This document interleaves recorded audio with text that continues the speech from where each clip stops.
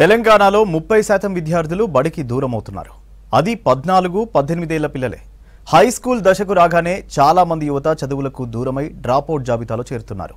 గత 10 ఏళ్ల బీఆర్ఎస్ పాలనలో విద్యా వ్యవస్థ అధ్వానంగా మారిందని annual status of education report స్పష్టం చేసింది.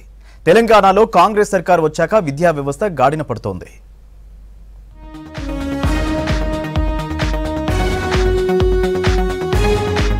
గత 10 ఏళ్లలో రాష్ట్రంలో విద్యా వ్యవస్థ ఆగమైంది.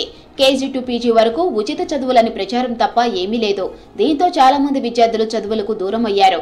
హై స్కూల్ దశకు రాగానే యువత డ్రాప్అవుట్ జాబితాలో చేరారు.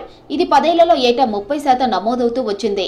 డ్రాప్అవుట్ అయిన వారిలో 14 నుంచి 18 ఏళ్ల యువతే ఉన్నారు. దేశవ్యాప్తంగా ఏఎస్ గ్రూప్ పిల్లల డ్రాప్అవుట్ పర్సెంటేజ్ 13.2% ఉంటే తెలంగాణలో ఈ లెక్క డబుల్ ఉంది.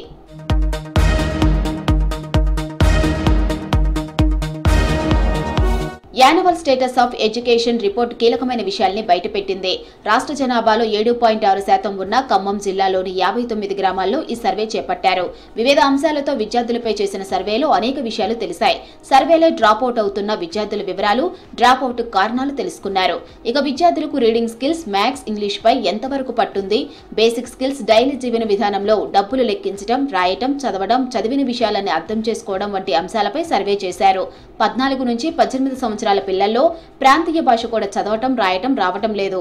తెలంగాణలో ఈ విషయంలో 46.25% ఉంది.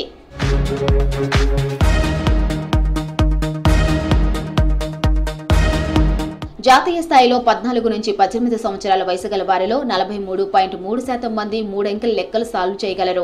తెలంగాణలో 19.75% ఉన్నారు. ఇంగ్లీష్ వ్యాఖ్యలు చదివే వారి సంఖ్య రాష్ట్రంలో 43.2% ఉంది.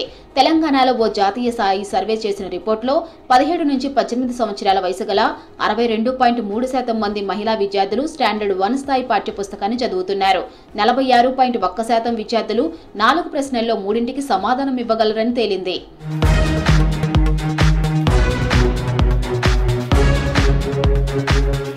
దేశవ్యాప్తంగా 90% మంది ఇంట్లో స్మార్ట్ ఫోన్లు ఉన్నాయి. తెలంగాణలో 74.9% స్మార్ట్ ఫోన్లు 14 నుంచి 18 సంవత్సరాల మధ్య వయసున్న వారే వాడుతున్నారు.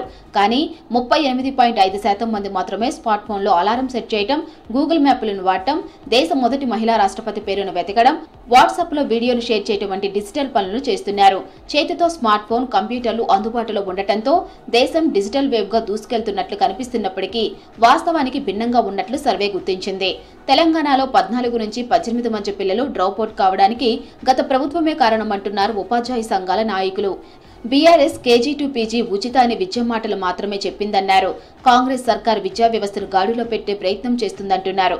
11,000 టీచర్ల భర్తీ, ప్రిన్సిపాల్లు, ఎంఈఓల నియామకం చేసిందన్నారు.